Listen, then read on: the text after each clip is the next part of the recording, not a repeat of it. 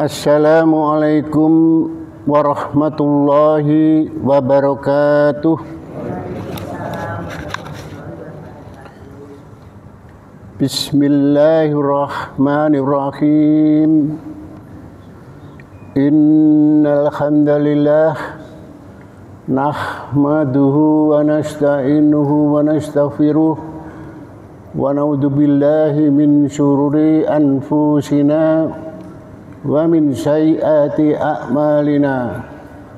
Man yahdihillahu fala mudhillalah wa man yudlil fala hadiyalah. Asyhadu an la ilaha illallah wahdahu la syarikalah wa asyhadu anna Muhammadan abduhu wa rasuluh sallallahu alaihi wasallam wa ala alihi wa sahbihi ajma'in, amma ba'du. Bapak-bapak, ibu-ibu, jamaah Masjid Babus Salam yang dirahmati Allah Subhanahu wa ta'ala, sepatutnya kita bersyukur kepada Allah Subhanahu wa ta'ala yang senantiasa memberikan berbagai macam nikmat kepada kita semua. Di antaranya nikmat kesehatan, nikmat sehat walafiat, nikmat kesempatan, nikmat iman dan Islam, sehingga di kesempatan pagi hari ini kita dengan niat yang baik, ikhlas, bisa datang ke Masjid Babus Salam Gombel Permai ini sekaligus melaksanakan serangkaian amalan dan ibadah. Diawali dengan berbagai amalan kita, yaitu sholat sunnah, sholat subuh berjamaah, kemudian mengikuti kajian ilmu Sabtu pagi yang sementara waktu libur karena Idul Fitri.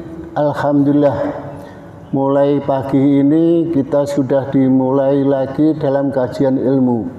Semoga acara ini Allah Subhanahu wa ta'ala meridhoi dan menjadikan pahala buat kita semua, bisa menjadikan tambahan bekal bagi kita untuk menghadap kepada Allah Subhanahu wa ta'ala.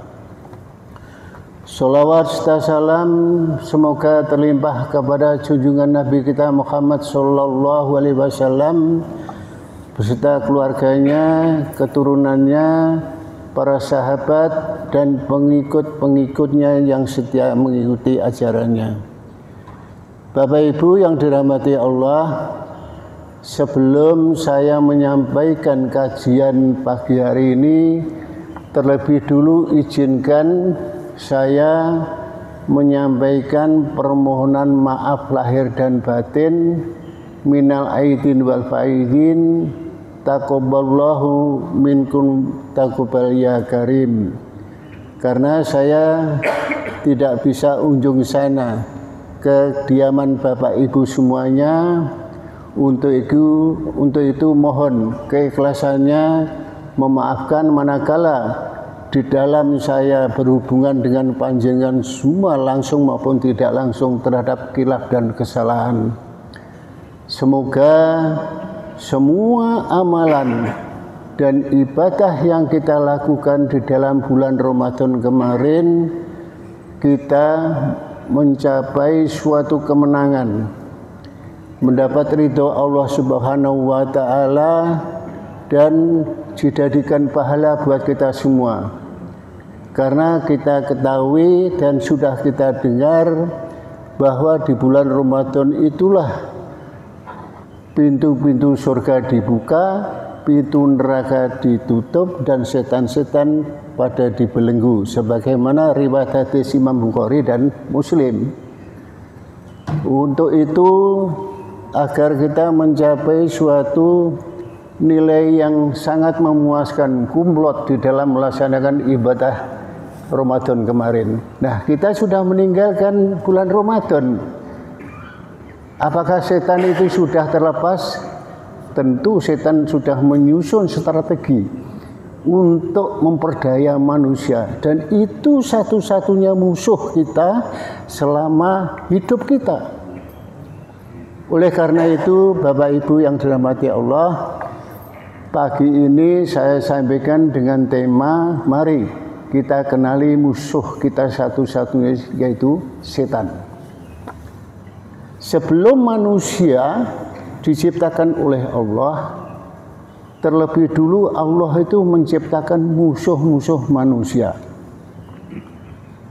Hal tersebut dinyatakan sebagaimana firman Allah di dalam Al-Quran surat Yusuf ayat 5 yang bunyinya, Qala ya bunayya la takasus ru'yaka ala ihwatika fayakidu laka kaida inna syaitana lil insani aduwwum mubin, yang artinya dia, ayahnya, mengatakan, wahai anakku, jangan engkau ceritakan mimpimu kepada saudara-saudaramu, karena mereka akan membuat tipu daya dan membinasakanmu. Sungguh, syaitan itu adalah musuh yang jelas bagi manusia. Demikian juga firman Allah di dalam Al-Quran surat Fatir ayat 5. Allah Subhanahu wa Ta'ala juga berfirman, Inna syaitana lakum aduwwun fatakaduhu atwa innama yad'u kitabahu liyaku min askabis sa'ir. Yang artinya, sungguh setan itu adalah musuh bagimu, maka perlakukanlah ia sebagai musuh, karena setan itu mengajak golongannya agar mereka menjadi penghuni neraka yang menyala-nyala. Nah, oleh karena itu pada pagi hari ini sudah sepatutnya mari kita mengulas kembali kisah syaitan yang tidak mau bersujud kepada manusia. Pada saat itu Allah memerintahkan kepada malaikat agar bersujud kepada manusia, yaitu Nabi Adam, kecuali iblis atau setan. Setan itu sungguh sombong, tidak mau bersujud kepada manusia, yaitu Nabi Adam. Kenapa? Karena merasa dirinya itu tercipta dari api, sehingga merasa dirinya lebih tinggi dan lebih hebat. Nah, setan itu sombong tetapi tidak mempunyai analisa yang bagus. Mengapa?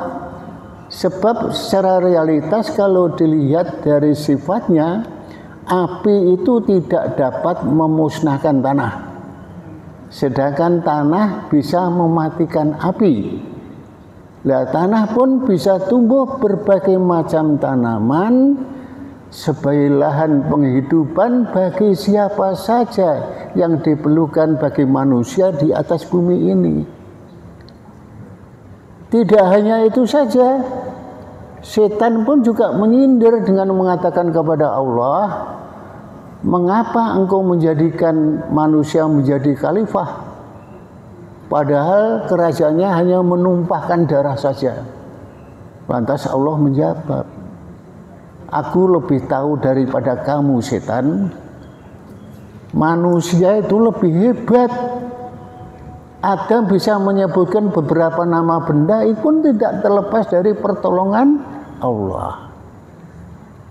Nah, yang menjadi pertanyaan, kenapa masih banyak manusia yang terpedaya, tertipu terhadap setan? Karena manusia itu tidak bisa memahami dan membangun jati dirinya.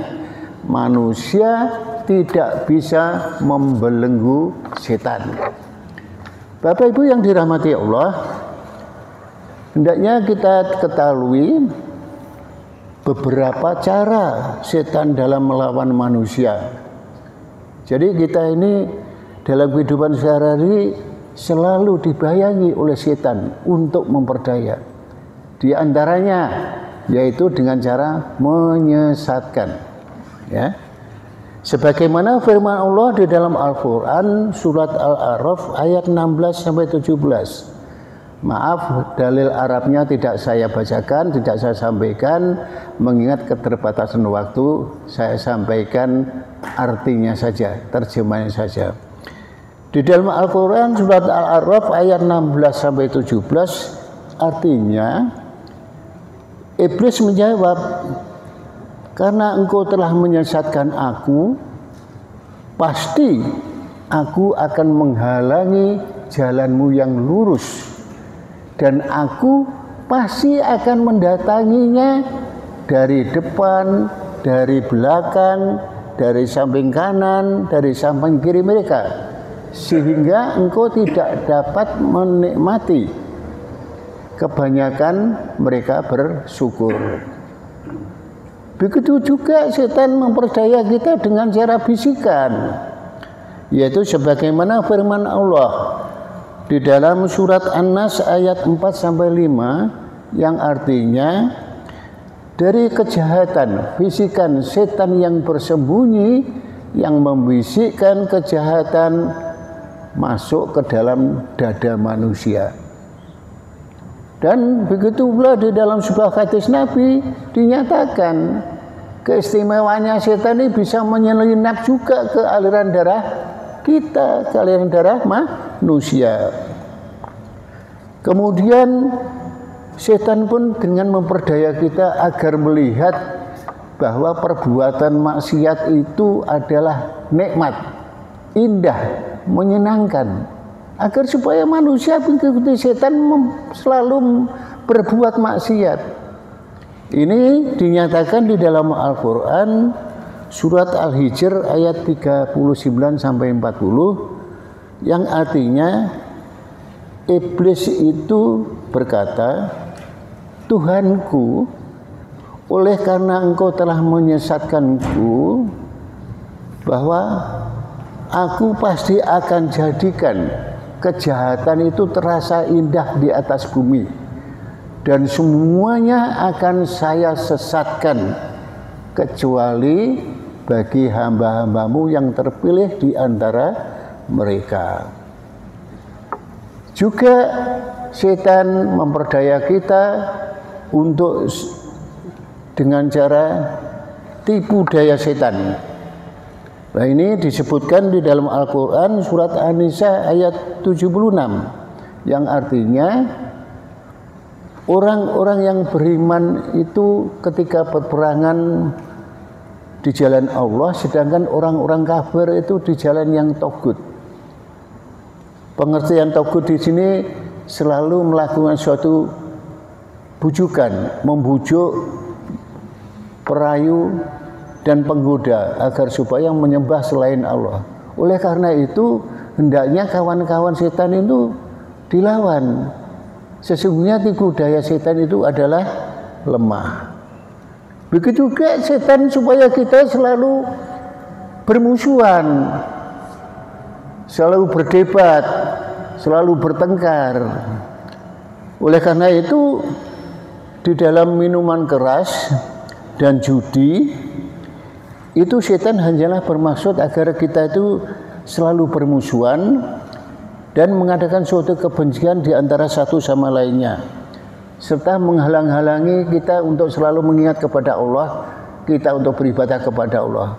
Oleh karena itu hendaknya kita mau untuk berhenti, ya, tidak melakukan seperti ini, baik itu minuman keras sehingga orang menjadi lupa akan berbuat apa saja mereka. Kemudian Ada beberapa hal, setidaknya ada 3 hal yang perlu kita tingkatkan dan kita lakukan di dalam melawan godaan setan. Yaitu yang pertama, hendaknya kita ikhlas dalam beragama. Setan mengatakan, aku menjadikan mereka, yaitu manusia, untuk memandang bahwa sesuatu yang tidak baik itu menjadi baik. Memandang sesuatu yang tidak baik, yang jahat itu adalah baik. Sesuatu yang bertentangan dengan syariat Islam. Tetapi setan itu tidak mampu. Bagi orang yang beragama Islam, ya, dalam beragama itu ikhlas, mampu, hati yang bersih dalam melaksanakan beribadah kepada Allah semata-mata mengharap atas cinta dan ridhonya. Itu setan tidak mampu. Karena celah untuk menggoda mereka menjadi sempit. Nah, kemudian kita berislam secara kafah, yaitu menjalankan ajaran Islam itu hendaknya dilakukan secara menyeluruh, totalitas, tanpa mencampur baurkan agama. Pemaknaan dan perwujudan Islam harus secara menyeluruh dalam nilai-nilai dan prinsip-prinsip ajaran agama Islam. Hal ini sebagaimana lisan kita, lidah kita mengucapkan saya masuk Islam. Tetapi hati ini harus juga ikhlas untuk beriman. Begitu pikiran juga harus selalu berupaya keras belajar dan memahami terhadap apa yang kita maknai. Karena syariat, ilmu, keimanan itu tidak dapat dipisahkan. Jika hanya beriman tetapi tidak memahami syariat, tentu akan timbul suatu ketimpangan. Jadi sejak kita di dalam menganut agama Islam ini hendaknya secara kafah. Ada suatu 3 rangkaian. Mulut kita, lisan kita mengucapkan kita beriman, hati pun juga begitu, harus beriman. Dan pikiran harus selalu berkembang, selalu berusaha untuk belajar memahami terhadap apa-apa yang kita imani. Kemudian yang ketiga, hendaknya kita lakukan secara praktis sebagaimana yang kita lakukan sehari-hari ketika kita membaca Al-Quran, yaitu diawali dengan ta'awud, basmalah, baca surat Al-Fatihah, baca surat Al-Baqarah. Termasuk diantara kita manakala berzikir, setidaknya kita pelajari, kita pahami maknanya. Tidak apa-apa, walaupun hanya sedikit yang nyantol, yang melekat pada diri kita, makna dan ingatan itu. Tapi karena manakala kita sering melakukannya, insya Allah lama-lama akan menjadi banyak, akan menjadi lebih paham. Bapak Ibu yang dirahmati Allah, begitu pula banyak di antara sifat-sifat setan itu yang kadangkala tidak kita sadari, kita itu meniru, ya. Manusia itu meniru sifat-sifat setan, ya. Kita sadari maupun tidak, kita sebagai manusia kadang meniru sifat-sifat setan. Padahal sifat setan ini apa? Kan menjerumuskan, mengundang murka Allah Subhanahu wa taala. Manakala kita bisa terpedaya atas bisikan dan ajakan setan, tentu mereka akan senang kegirangan. Kalau setan berhasil merayu membujuk kita, tentu mereka senang kegirangan. Setan itu tidak ada yang mengajak suatu kebaikan, karena itu kan musuh kita. Kalau kita baik, lawannya pasti jahat, gitu. Nah, dari beberapa sumber di antara sifat-sifat setan yang diikuti oleh manusia, yaitu yang pertama yaitu sifat ujub. Sifat ujub adalah sifat membanggakan diri, sehingga dirinya itu merasa lebih hebat dalam segala hal. Nah, sifat ini juga masuk kategori dosa besar. Kenapa? Karena di dalam hati akan tertanam sifat menjadi sesuatu yang dapat menghilangkan kekuasaan Allah. Sikap ini tercermin merasa dirinya itu selalu berada di atas, selalu berada lebih tinggi, baik itu masalah ilmunya, mereka dalam beramal, dalam bersilaturahim, dalam menjalin hubungan sesama manusia, dalam beribadah maupun apapun. Bahkan kesempurnaan moralnya, merasa mereka lebih baik, lebih sempurna, sehingga merasa dirinya itu sudah terlepas, terbebas dari siksa api neraka. Maka sifat ujub ini setidaknya harus kita hindari. Kemudian yang kedua yaitu sifat tafakur. Sikap takabur, ya. Sikap takabur ini pun juga begitu. Merasa dirinya lebih tinggi daripada yang lain, melihat, menilai orang lain ini selalu lebih rendah darinya. Sama dengan sifat setan tadi. Karena setan itu tercipta dari api, merasa dirinya lebih tinggi dan lebih hebat, sehingga tidak mau bersujud kepada Nabi Adam. Ini sifat takabur. Lah kita sebagai mukmin setidaknya harus selalu mendekatkan diri kepada Allah Subhanahu wa taala agar supaya apa? Kita dijauhkan dari sikap takabur, sehingga bisa menumbuhkan kepada diri kita untuk saling menghormati satu sama lain. Ya. Bapak Ibu yang dirahmati Allah, kemudian sifat yang sering dilakukan oleh manusia sebagaimana yang diajak oleh setan yaitu sifat sombong. Jauh sebelum Nabi Adam alaihissalam itu diciptakan, iblis sebetulnya ada makhluk yang taat. Ya. Iblis merasa dirinya lebih mulia daripada Nabi Adam. Oleh karena itu mereka merasa tidak pantas untuk bersujud kepada Nabi Adam. Oleh karena itu iblis dikeluarkan dari surga. Kemudian yang keempat yaitu sifat menggoda. Sifat menggoda di sini yaitu dengan adanya percakapan hati yang dibisikkan oleh setan. Bisikan setan yang dilakukan tidak mencerminkan suatu kebaikan dan manfaat.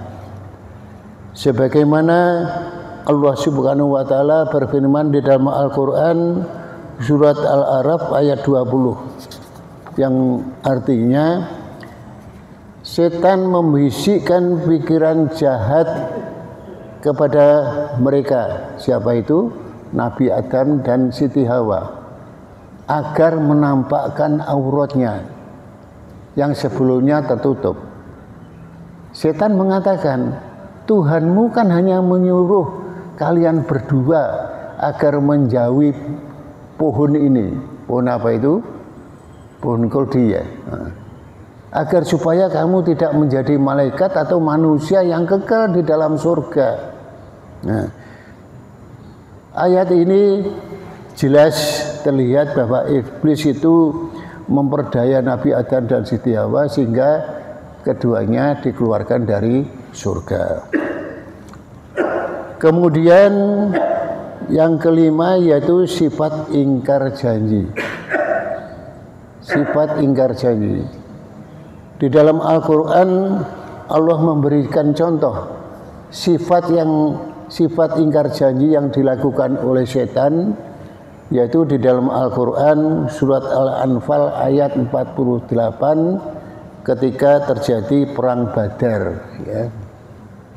Dan ketika setan menjadikan mereka dan merasa memandang baik pekerjaan mereka, setan itu mengatakan, tidak ada seorang pun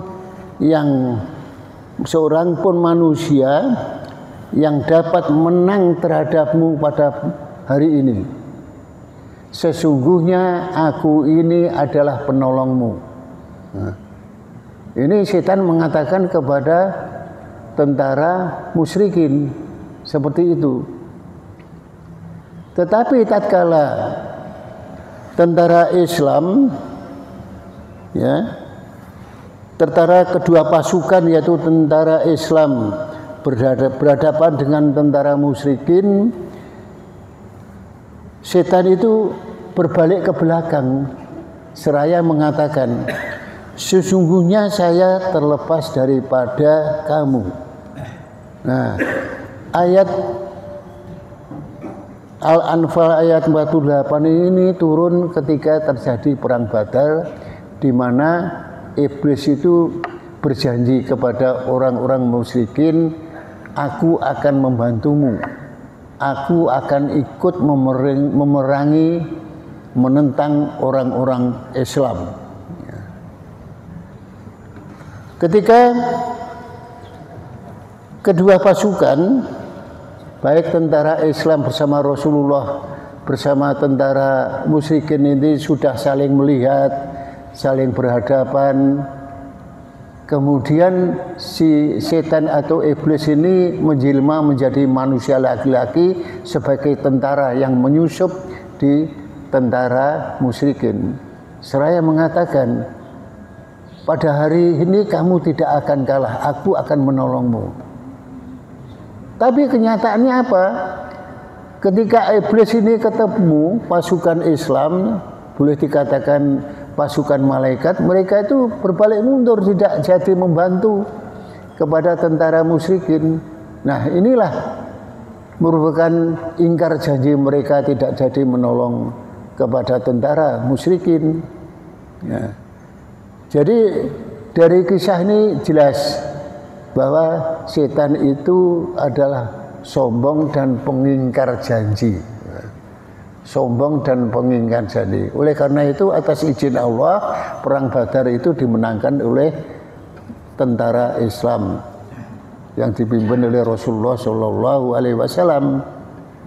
Oleh karena itu Bapak Ibu, ini sebagai gambaran kita hendaknya menghindari sifat-sifat ingkar janji. Kalau kita menyampaikan kepada keluarga, saudara, kerabat, oh ya, saya akan bisa datang ke tempatmu pada hari ini jam sekian, karena kita sudah lama tidak bertemu. Padahal yang mau didatangi begitu senangnya, sehingga akan menyambut mereka itu membelikan sesuatu, menyiapkan sesuatu, mungkin ada khas yang khusus di daerahnya. Ternyata mereka membatalkan dengan alasan yang tidak bisa diterima oleh yang akan ditandangi. Kira-kira menyesal enggak? Kecewa enggak? Kecewa. Contoh hal sepele ini. Banyak contoh-contoh yang lainnya. Kemudian sifat menghasut, ya, mencerca, memfitnah, menghasut, membujuk, membisikkan, sifat-sifat ini merupakan sifat iblis yang laknatullah. Ini karena dapat mempengaruhi seseorang serta kerusakan akidah.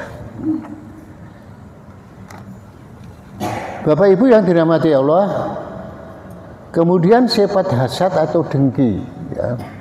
Ini perasaan batin, ya. Dengki itu perasaan batin yang merasa tidak senang manakala orang lain itu mencapai suatu kenikmatan, kebahagiaan, kesuksesan, dan ada upaya untuk perbuatan yang tidak baik, yaitu untuk melenyapkan bagi orang-orang yang senang.